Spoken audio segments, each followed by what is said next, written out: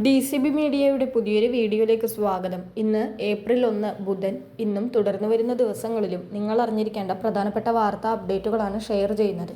Channel ആദ്യമായി കാണുന്നവർ subscribe ചെയ്യുക, വീഡിയോ ഇഷ്ടമായാൽ ലൈക്ക് ചെയ്യുക, ഫേസ്ബുക്കിൽ കാണുന്നവർ പേജ് ഫോളോ കൂടി ചെയ്യുക. ആദ്യത്തെ അറിയിപ്പ്, പെട്രോൾ പമ്പുകൾ വഴിയും റേഷൻ കടകൾ വഴിയും റേഷൻ മണ്ണെണ്ണ വിതരണത്തിന് അനുമതി നൽകിയിരിക്കുകയാണ് കേന്ദ്ര സർക്കാർ. പശ്ചിമേഷ്യൻ സംഘർഷങ്ങൾക്കിടെ ഇന്ധന പ്രതിസന്ധിയെ തുടർന്നാണ് കേന്ദ്ര നീക്കം. വീടുകളിൽ മണ്ണെണ്ണ വേഗത്തിൽ വിതരണം ചെയ്യുന്നതിനായി പെട്രോളിയം സുരക്ഷാ ലൈസൻസിംഗ് നിയമങ്ങളിൽ ഇളവ് വരുത്തുകയാണെന്നും കേന്ദ്ര സർക്കാർ അറിയിച്ചു. മണ്ണെണ്ണമുക്തമായ 21 സംസ്ഥാനങ്ങളിലും കേന്ദ്രഭരണ പ്രദേശങ്ങളിലും നടപടികൾ ലഘൂകരിച്ചിട്ടുണ്ട്. LPG ക്ഷാമം രൂക്ഷമാകുന്ന പശ്ചാത്തലത്തിലാണ് മണ്ണെണ്ണ വിതരണം ലഘൂകരിച്ചുകൊണ്ട് പെട്രോൾ മന്ത്രാലയത്തിന്റെ നടപടി. അടുത്ത അറിയിപ്പ്, പുതിയ സാമ്പത്തിക വർഷത്തിന്റെ തുടക്കത്തിൽ തന്നെ പാചകവാതക വില വർദ്ധിപ്പിച്ചിരിക്കുകയാണ്. 19 കിലോയുടെ വാണിജ്യ സിലിണ്ടറിന് 195 രൂപ 50 പൈസയാണ് ഇന്ന് കൂട്ടിയിരിക്കുന്നത്. ഇതോടെ ഡൽഹിയിൽ ഒരു സിലിണ്ടറിന്റെ വില 2078 രൂപ 50 പൈസയായി ഉയർന്നു.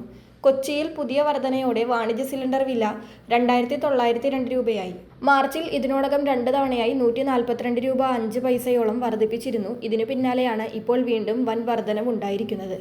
പശ്ചിമേഷ്യൻ സംഘർഷം കടക്കുന്ന സാഹചര്യത്തിൽ ആഗോള വിപണിയിൽ അസംസ്കൃത എണ്ണവിലയിലുണ്ടായ അസ്ഥിരതയാണ് ഇന്ത്യയിലും പ്രതിഫലിക്കുന്നത്. ഇന്ധന വിതരണ ശൃംഖലയിലുണ്ടായ തടസ്സങ്ങൾ അന്താരാഷ്ട്ര വിപണിയിൽ എണ്ണവില ഏകദേശം 50% ഉയരാൻ കാരണമായിട്ടുണ്ട്. ഇതിന്റെ ചുവട് പിടിച്ചാണ് എണ്ണ വിപണന കമ്പനികൾ വില പുതുക്കി നിശ്ചയിച്ചത്.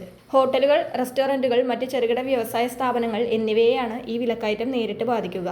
അതേസമയം ഗാർഹിക ഉപഭോക്താക്കൾക്ക് ആശ്വാസമായി 14.2 കിലോഗ്രാം സിലിണ്ടറുകളുടെ വിലയിൽ മാറ്റം വരുത്തിയിട്ടില്ല. മാർച്ചിൽ ഗാർഹിക സിലിണ്ടറിന് 60 രൂപ വർദ്ധിപ്പിച്ചിരുന്നു. അടുത്ത അറിയിപ്പ്, ക്രെഡിറ്റ് കാർഡുകൾ ഉപയോഗിക്കാത്തവർ കുറവാണ്. സാമ്പത്തിക അച്ചടക്കം പാലിക്കാതെ എന്തിനുമേതിനും ക്രെഡിറ്റ് കാർഡുകൾ ഉപയോഗിക്കുന്നത് പലരുടെയും ബാധ്യത വർദ്ധിപ്പിക്കുന്നുണ്ട്.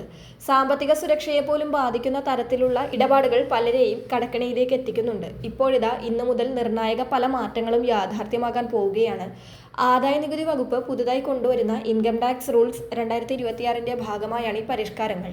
ഉയർന്ന തുകയുടെ ഇടപാടുകൾ നടത്തുന്നവർക്കാണ് പ്രധാനപ്പെട്ട മുന്നറിയിപ്പ്. ഒരു സാമ്പത്തിക വർഷത്തിൽ 10 ലക്ഷം രൂപയിലധികം വരുന്ന ഇടപാടുകൾ നടത്തിയാൽ ഇത് നേരിട്ട് ഇൻകം ടാക്സ് വകുപ്പിനെ ബാങ്കുകൾ അറിയിക്കും. വിദേശ രാജ്യങ്ങളിൽ ഇടപാട് നടത്താവുന്ന ക്രെഡിറ്റ് കാർഡുകളുടെ ഉപയോഗവും ഇന്ന് വർദ്ധിച്ചിട്ടുണ്ട്. അത് കണക്കിലെടുത്ത് വിദേശ രാജ്യങ്ങളിൽ ചിലവാക്കുന്ന തുകയുടെ കാര്യവും നിരീക്ഷിക്കും. 1 ലക്ഷം രൂപയിൽ കൂടുതൽ വിദേശ രാജ്യങ്ങളിൽ ചിലവഴിക്കുന്നവരെയാണ് നിരീക്ഷിക്കുക. വരുമാനവും ചിലവാക്കുന്ന തുകയും തമ്മിലുള്ള അന്തരം വർദ്ധിക്കുന്നുണ്ടോ എന്നതും കാര്യമായി തന്നെ നിരീക്ഷണ വിധേയമാകുമെന്ന് സാരം. ഇടപാടുകളിൽ പൊരുത്തക്കേടുകൾ ഉണ്ടെങ്കിൽ കാർഡ് സ്റ്റേറ്റ്മെന്റുകൾ പരിശോധിച്ച് ഉദ്യോഗസ്ഥർക്ക് നേരിട്ട് വീട്ടിലെത്താൻ കഴിയും. അടുത്തറിയിപ്പ്, സംസ്ഥാനത്ത് ഏപ്രിൽ മെയ് മാസങ്ങളിലെ റേഷൻ വിഹിതം ഒരുമിച്ച് നൽകാൻ സർക്കാർ തീരുമാനിച്ചിരിക്കുകയാണ്. ഈ മാസം 4-ാം തീയതി മുതൽ വിതരണം ആരംഭിക്കും.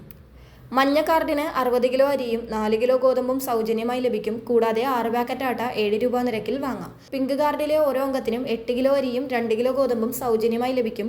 അംഗങ്ങളുടെ എണ്ണത്തിനനുസരിച്ച് ആട്ടയുടെ വിതരണത്തിലും ക്രമീകരണം വരുത്തിയിട്ടുണ്ട്. നീലക്കാർഡിലെ ഓരോ അംഗത്തിനും 4 കിലോ അരി വീതം 4 രൂപ നിരക്കിൽ ലഭിക്കും. 5 കിലോ അധിക അരി 10 രൂപ 90 പൈസ നിരക്കിലും ലഭിക്കും. വെള്ളക്കാർഡിനാകെ 10 കിലോ അരി 10 രൂപ 90 പൈസ നിരക്കിൽ ലഭിക്കും. മണ്ണെണ്ണ വിതരണം ഏപ്രിൽ മെയ് ജൂൺ ത്രൈമാസ വിഹിതമായി വൈദ്യുതിയുള്ള വീടുകളിലെ മഞ്ഞ കാർഡിന് 1 ലിറ്ററും മറ്റു കാർഡുകൾക്ക് 1/2 ലിറ്റർ മണ്ണെണ്ണയും ലഭിക്കും. വൈദ്യുതിയില്ലാത്ത വീടുകളിലെ കാർഡുകൾക്ക് 6 ലിറ്റർ മണ്ണെണ്ണ ലഭിക്കും. ഈ മാസത്തെ റേഷൻ വിഹിതം ഏപ്രിൽ 30-നകം വാങ്ങി തീർക്കണം. എന്നാൽ മെയ് മാസത്തെ മുൻകൂർ വിഹിതം മെയ് 30 വരെ വാങ്ങാവുന്ന രീതിയിലാണ് ക്രമീകരിച്ചിരിക്കുന്നത്. സ്റ്റോക്ക് ലഭ്യമാകുന്ന മുറയ്ക്ക് ജൂണിലെ വിഹിതം കൂടി നേരത്തെ വിതരണം ചെയ്യുന്ന കാര്യം സർക്കാർ പരിഗണിക്കുന്നുണ്ട്. വളരെ പ്രധാനപ്പെട്ട ഈ വാർത്താ അപ്ഡേറ്റുകൾ മറ്റുള്ളവർക്ക് കൂടി ഷെയർ ചെയ്യുക.